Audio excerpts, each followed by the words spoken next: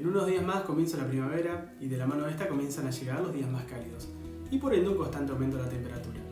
Así que probablemente como pilotos profesionales que día a día intentamos ser, comencemos a pensar en aquello que todos conocemos como altitud de densidad y sobre todo cómo esta afecta a las performances de nuestra aeronave.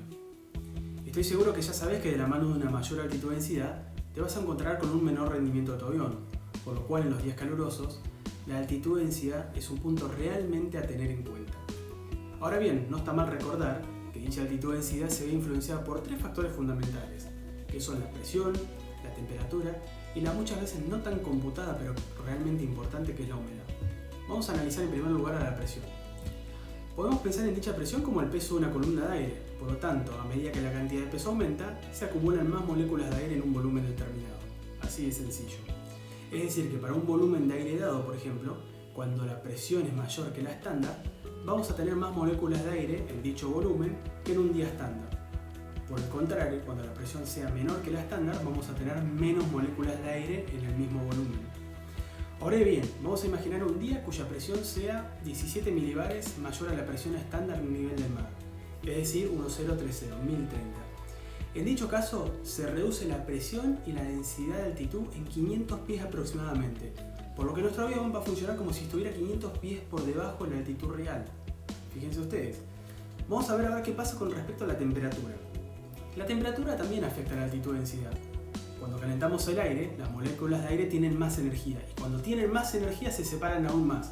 Por ende, cuando el aire es más caliente que el estándar, es menos denso y obviamente el rendimiento de nuestra aeronave disminuye.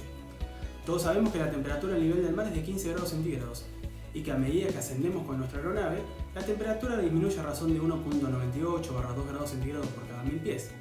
Por lo cual nos tenemos que preguntar, ¿qué papel juega la temperatura no estándar? Bueno, vamos a imaginar con otro ejemplo que estamos en Morón, con una elevación de 95 pies, en un mes de enero, por ejemplo, verano, con una temperatura media de 30 grados centígrados, la cual duplica la temperatura media de los días más fríos en el mismo aeródromo. Ahora bien, si hacemos nuestros cálculos, nos vamos a encontrar que nuestra altitud de densidad va a aumentar a 1800 pies. Fíjense cómo la temperatura aumenta significativamente la altitud de densidad. Ahora por último, ¿sabías que la humedad también juega un papel importante en la altitud de densidad? Si nos remitimos a las primeras clases que tuvimos en meteorología, vamos a recordar que el aire estaba compuesto por 78% de nitrógeno, un 21% de oxígeno y un 1% de otros gases. ¿Qué pasa? La cantidad de vapor de agua en el aire puede variar, pero contribuye hasta en un 1%. El vapor de agua pesa menos que el nitrógeno y el oxígeno, que componen el resto del aire como vimos anteriormente. Sin embargo, ocupa casi la misma cantidad de espacio, así que cuando tenemos más vapor de agua en el aire tiene menos masa, lo que significa que es menos denso.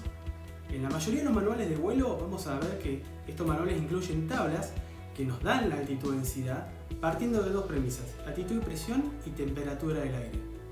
¿Qué pasa? En estas tablas no se considera el efecto de la humedad. En consecuencia, la altitud de densidad que podemos obtener nos permite calcular las performances de nuestro avión, pero siempre y cuando la humedad esté en un porcentaje relativamente bajo.